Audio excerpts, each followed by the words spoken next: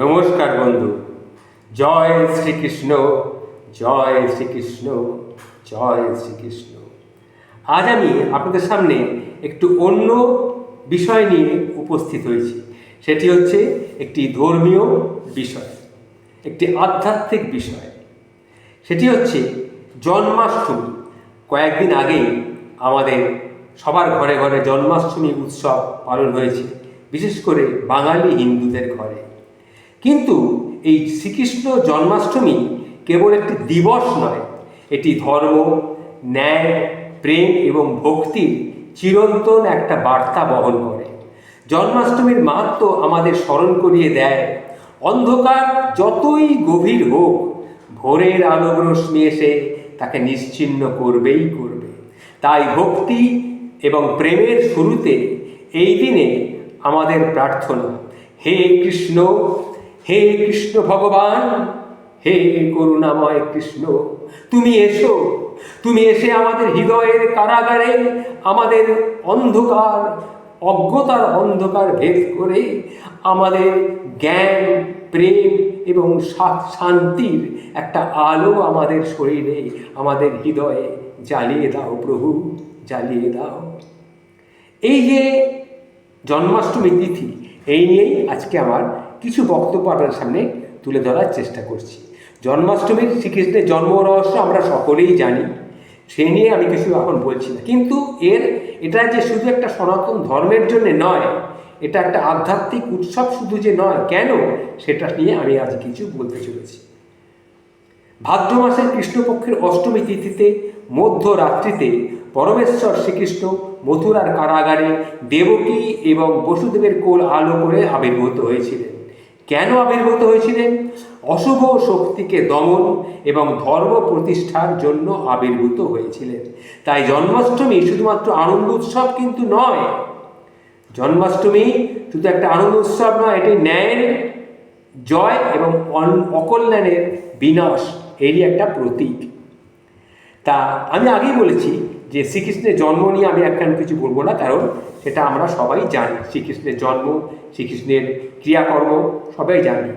তো জন্মাষ্টমী উৎসব নিয়ে একটা তাৎপর্য রয়েছে, সেটা নিয়ে একটি বলছি অল্প কিছু। সেটা হচ্ছে জন্মাষ্টমী উৎসব শুধু কৃষ্ণ জন্ম স্মরণ করে নয়, এটি মানুষের অন্তর্নিহিত অন্ধকারকে দূর করে আলোক প্রাপ্তির একটা প্রতীক।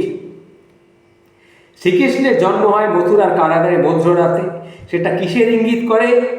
না, মানুষের হৃদয়ের কারাগারে যখন অজ্ঞানতা, ভয় ঘনিয়ে আসে, তখনই ঈশ্বর সেখানে আলোক হিসেবে প্রবেশ করে, আমাদের মুক্তি দেন। আর কি বলে?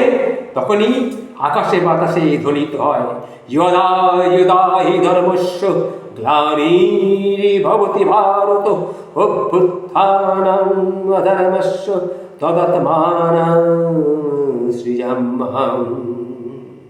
এই যে বাণী, ধর্ম প্রতিষ্ঠার জন্য ঈশ্বর তখন আবির্ভূত হন এবং জন্মাষ্টমী সেই চিরন্তন সত্যের পুনঃস্মরণ। তার লীলা, ভক্তিরস, প্রেম, গীতা, এগুলো মানব জাতির একটা মুক্তির পথ। জন্মাষ্টমীর দিনে ভক্তরা উপবাস, জপ, কীর্তন, গীতাপাঠ, রাত্রি জাগরণ, এইভাবে শ্রীকৃষ্ণকে স্মরণ করেন।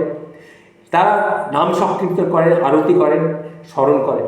এর সামাজিক এবং সাংস্কৃতিক দিকও কিন্তু একটা রয়েছে। জন্মাষ্টমী শুধু ধর্মীয় উৎসব নয়, আমি আগেই বলেছি, এটি বাঙালি এবং ভারতীয় সংস্কৃতির একটা অবিচ্ছেদ্য অংশ। লোককলা, নাটক, যাত্রা, কৃষ্ণলীলা, রাসলীলা প্রভৃতি শিল্পরূপ জন্মাষ্টমীকে লোকমানসে আরও প্রাণবন্ত করে তুলেছে। এই উৎসব ভক্তদের মিলন মেলার সৃষ্টি করে, যেখানে বর্ণ, জাতি, শ্রেণী সব ভেদাভেদ মুছে গিয়ে সবাই কৃষ্ণ ভক্তির আনন্দে মেতে ওঠে।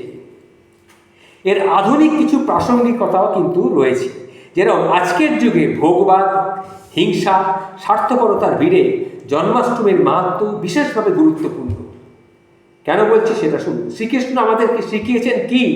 তিনি শিখিয়েছেন অন্যায়ের বিরুদ্ধে সাহসী হতে, সত্য এবং ন্যায়কে প্রতিষ্ঠা করতে, মানব প্রেম এবং কর্তব্যনিষ্ঠায় অটল থাকতে, ভক্তি আর প্রেমরসের মাধ্যমে অন্তরকে শুদ্ধ করতে।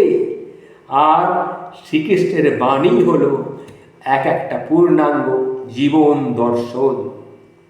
শ্রীকৃষ্ণের আবির্ভাবের মাহাত্ম্য বিশ্লেষণ করলে আমরা কি দেখতে পাই?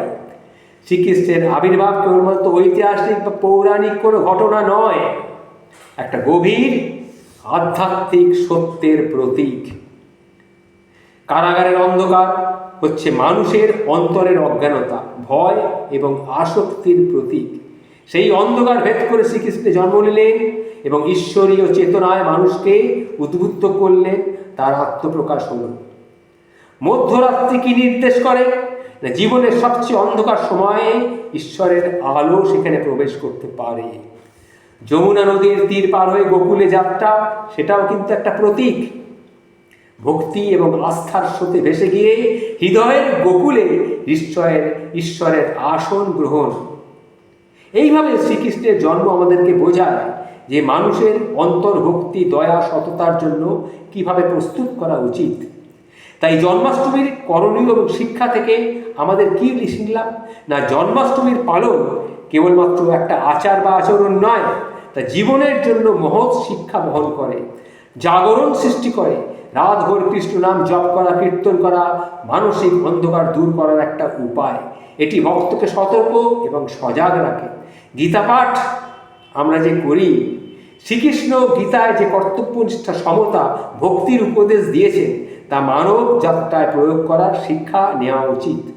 দান আর সেবা, জন্মাষ্টমীর দিনে দরিদ্র অভাবগ্রস্তদের সাহায্য করা কৃষ্ণ ভক্তির একটা অন্যতম দিক। পরমেশ্বর শ্রীকৃষ্ণ বলেছেন, যে যেমন আমার ভজনা করে আমিও তেমন তার ফল দিই। অতএব ভক্তের দেখা তিনি দেন, কিভাবে দেন? সেই ফলের মাধ্যমেই দেন। এই যে কথাগুলি আপনাদের সামনে তুলে ধরলাম, জন্মাষ্টমী তিথি আমরা কেন পালন করি, সেটা শুধুমাত্র একটা ভক্তিমূলক উৎসব নয়, শ্রীকৃষ্ণের জন্মের একটা আলাদা মাহাত্ম্য আছে। সেই মাহাত্ম্যটাও আমি সামান্য চেষ্টা করেছি আপনাদের সামনে তুলে ধরার। যদি আপনাদের ভালো লেগে থাকে, তাও যদি আপনাদের মনে হয় হ্যাঁ এটার মধ্যে একটা বৈজ্ঞানিক তথ্য লুকিয়ে আছে, তাহলে সেটা সবার কাছে আবার শেয়ার করে জানিয়ে দিন, সবাই যাতে সেটা জানতে পারে। নমস্কার, ভালো থাকবেন।